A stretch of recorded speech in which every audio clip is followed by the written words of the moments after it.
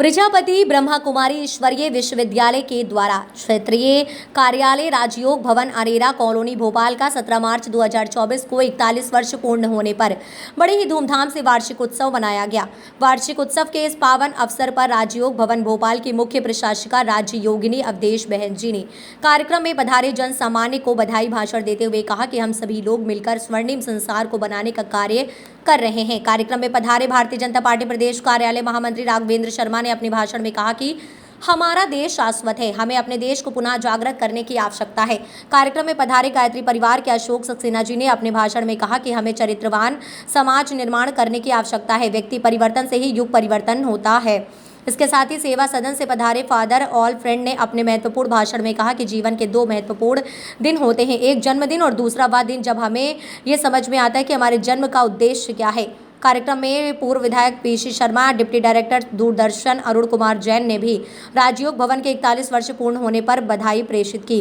कार्यक्रम में भोपाल के गणमान्य नागरिक, अधिकारी, कर्मचारियों के अलावा भोपाल जोन की 800 ब्रह्मा कुमारी भाई एवं ब्रह्मा कुमारी बहनों ने अपनी उपस्थिति दर्ज कराई व ब्रह्मा भोजन ग्रहण किया।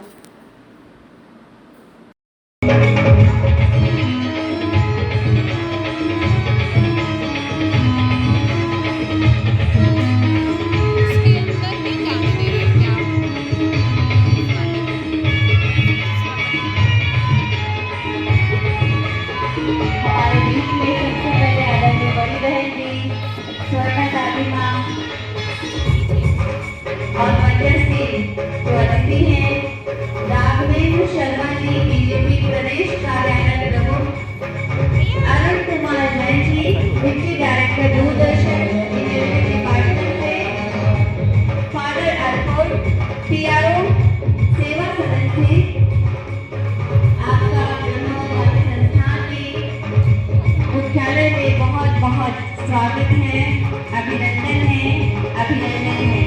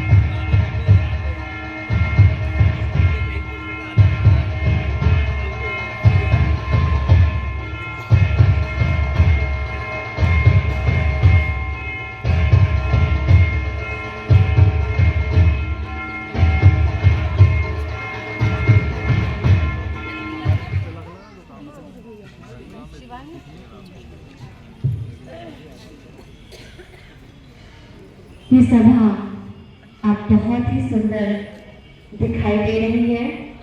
अतिथियों के सम्मान के साथ अब इस कार्यक्रम का आगाज करते हैं।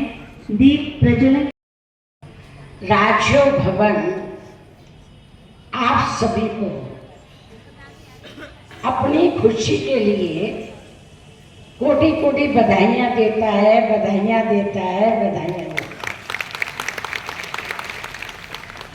आज वो फुल यूथ फॉर्म में 41 वर्ष अभी तक चल रहा था, दौड़ रहा था, अभी उड़ने की तैयारी में है, आसमान छुए, ये उसका पक्का इरादा है। तो राजयोग भवन की तरफ से प्यारे शिव बाबा हम सभी बच्चों को विशेष संदेश दे रहे हैं कि भगवान को इस संसार को चलाने के लिए यत्र तत्र सर्वत्र विश्व के कोने कोने में ये आध्यात्मिक धार्मिक मंदिर, मस्जिद, गुरुद्वारे, चर्च, पूजा घर, आश्रम और इस विद्यालय की स्थापना क्यों करनी पड़ी? थोड़ा सा क्यों अच्छा ही लगेगा। क्योंकि संसार में जीवन जीने का जो आधार है वो हमारी आत्मा और शरीर का बैलेंस है। आत्मा के अंदर जो शक्ति क्रिएट होती है वो आध्यात्मिक ज्ञान के आधार से, शुभ विचारों के आधार से, भगवान की याद के आधार से, इसलिए इसको स्थान देना, महत्व देना बहुत जरूरी है। और सबसे बड़ी बात, भगवान जो आते हैं धरा पर एक विशेष संकल्प लेने के लिए और एक संकल्प देने के लिए, भगवान हम सभी को एक संकल्प विशेष देते हैं कि विश्व एक परिवार है। जितनी भी धार्मिक संस्थाएं हैं, नाम तो अलग अलग होते हैं, हर स्कूल के अलग अलग नाम होते हैं, कॉलेज के नाम होते हैं, यूनिवर्सिटी के नाम होते हैं, पर उद्देश्य क्या होता है? एजुकेशन, पढ़ाई, शिक्षा, समझ, जिससे आपस का हमारा स्नेह इतना बढ़ा रहे कि विश्व में एकता है। तो एकता का पाठ पढ़ाने के लिए स्वयं भाग्य विधाता, विश्व कल्याणकारी, विश्व पिता परमात्मा को परम शिक्षक का रूप धारण करके इस धरती पर 5000 वर्ष में एक बार आना पड़ता है। और आपको खुशखबरी सुना रहे हैं, अभी तक सब यही कहते भगवान आएंगे आएंगे आएंगे, न जाने कब आएंगे, बेचारे सब सोच रहे। आज मैं आप सभी को एक गारंटी के साथ, और मुझे भी इस ज्ञान में चलते हुए, ईश्वरीय सेवा करते हुए पूरे 60 वर्ष हो गए। 60 वर्ष के अनुभव के आधार पर आप सभी को विश्वास दिलाना चाहती हूं कि भगवान आ चुके हैं, आ चुके हैं। इसके चैलेंज में किस आधार पर कर रही हूं वो आप सभी ध्यान से सुनिए। जितनी भी धार्मिक संस्थाएं हैं सब काम में लगी हुई। कौन से काम में लगी है? कोई तो मानसिक धरनी को मुलायम करने के लिए हल चला रहे हैं, ज्ञान का हल चला रहे हैं। कोई उस धरनी में से जो नेगेटिव कंक्रीट पड़ी हुई है उसको हटा रहे हैं। कोई उसमें हर प्रकार से जो बहुत रूखी सूखी जमीन है, जल छिड़क करके उसको मुलायम कर रहे हैं। कोई घास निकाल रहे हैं, कोई पाटा चला रहे हैं। प्यारे भाइयों बहनों, अब वो समय आ गया है कि अब उस धरनी की जो पोजीशन है वो डिमांड कर रही है कि मैं रेडी हूं।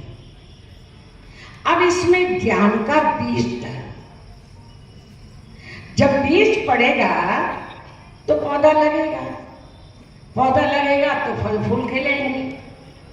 अगर ऐसे ही आपने पाटा चला के, हल चला के, कंक्रीट निकाल के छोड़ दिया तो उसमें क्या हो जाएगा? उन्हें घास उगेगी। अब फल निकले और जिसका स्वाद हम और आप सभी ले सके, उस फल का नाम है स्वर्णिम संसार। और स्वर्णिम संसार का आधार है यूनिटी, एकता। हम सब एक हैं, विश्व एक परिवार है। ये भगवान आकर के पाठ पढ़ाते हैं कि मैं तुम्हारा पिता हूं, तो एक पिता की संतान आपस में कौन होती है? भाई और बहन, एक परिवार होता है। और आज सभी को सबसे बड़ी